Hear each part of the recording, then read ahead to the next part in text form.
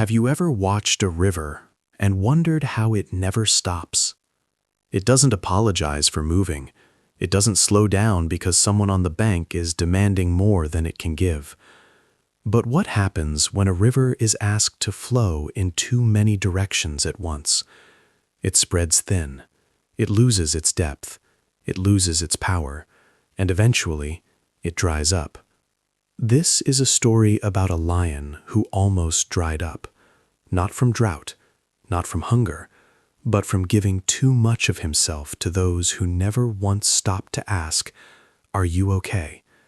This is the story of Leo the lion, and the season he finally learned that even the king of the savannah is allowed to rest. Leo was the strongest lion on the southern plains, not the loudest, not the most fearsome-looking, but the most dependable. Every creature across the grasslands knew his name, and more importantly, they knew what his name meant. It meant yes. The zebras came to him when the hyenas circled too close at night. He chased them off without complaint. A young antelope who had wandered too far from her herd came to him trembling, and Leo walked her home safely. The old buffalo who could no longer cross the flooded river alone would call out, and Leo would come, without hesitation, without conditions. Even the smallest birds knew, if there was a problem on the plain, find the lion with the quiet eyes and the tired mane. He will help. He always helps. And Leo told himself he was glad to do it. But deep in the tall grass, when the plain was still and no eyes were watching, Leo would lie flat against the warm earth and breathe slowly, and the truth would rise up in him like water filling a hole in the ground. He was exhausted. Not from hunting, not from the heat of the midday sun, but from the relentless, never-finished work of being the one that everyone needed. He had not slept a full night in months. Even in sleep he was half alert, ears turning, muscles ready, waiting for the next call. His mane had grown dull. His eyes, once sharp and bright, had taken on a flatness the other animals politely ignored. And his roar, the deep, rolling roar that had once silenced the entire plain, had grown shorter, quieter, like a fire slowly running out of wood. But no one asked if he was all right, because Leo had never once said that he wasn't.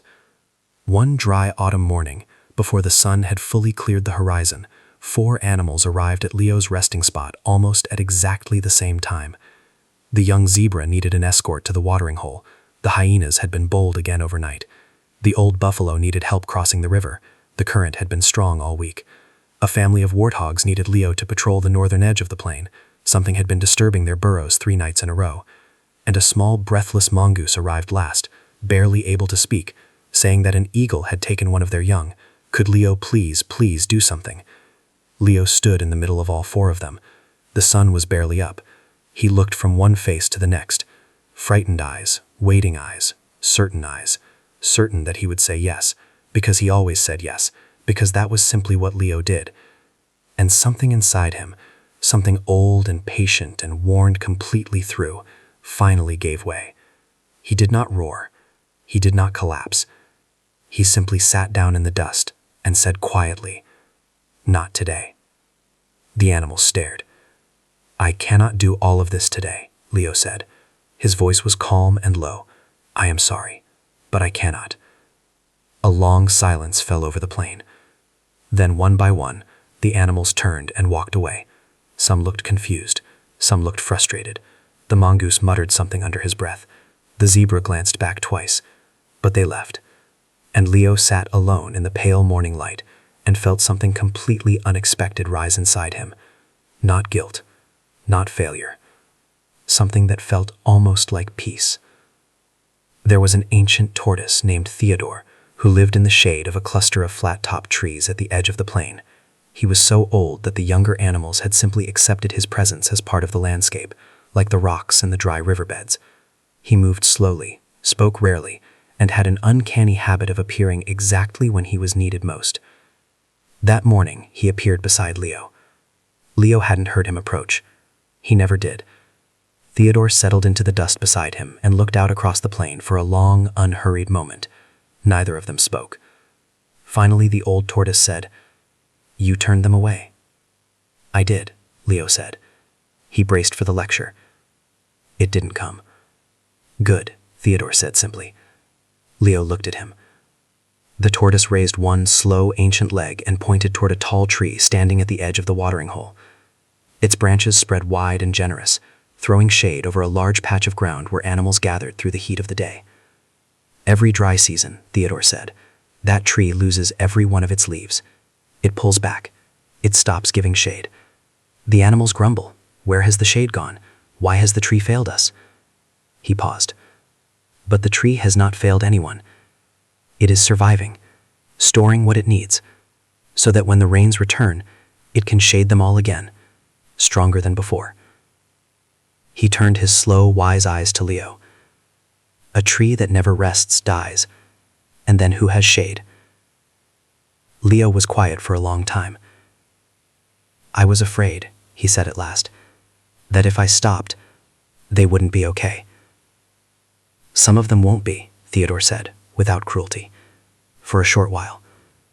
And that is how they will learn that they are stronger than they think.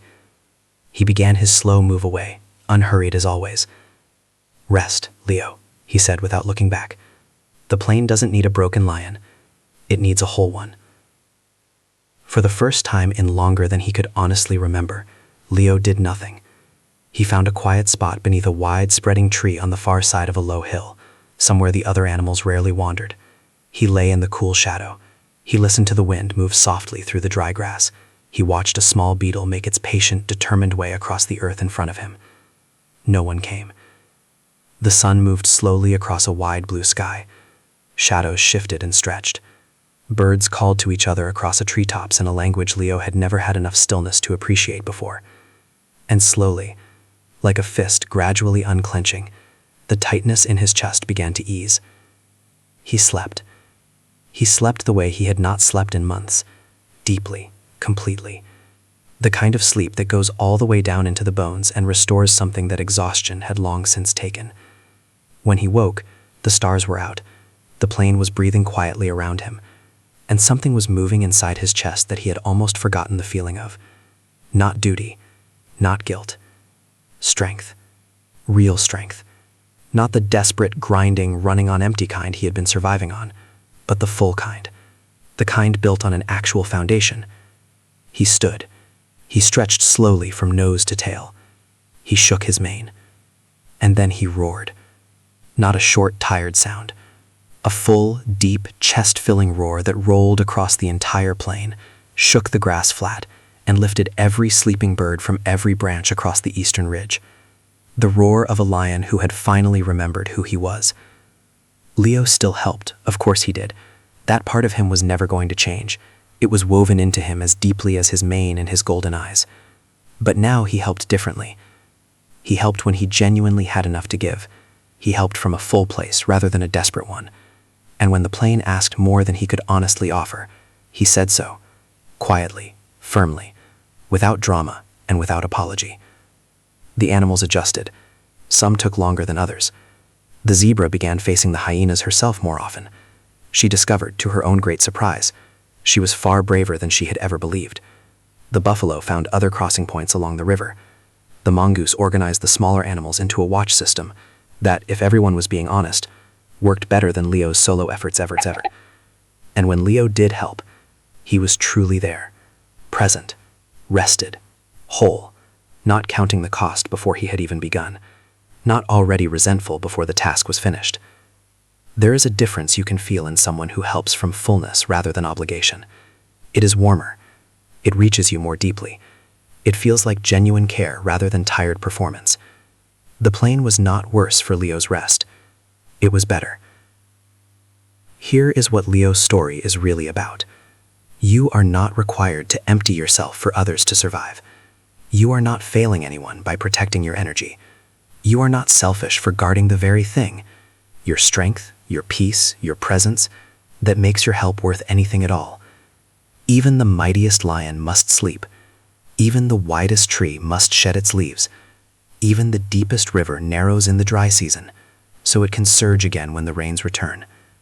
You are allowed to say not today. You are allowed to step back from the weight of other people's needs and step toward your own. You are allowed to rest before you break, not after.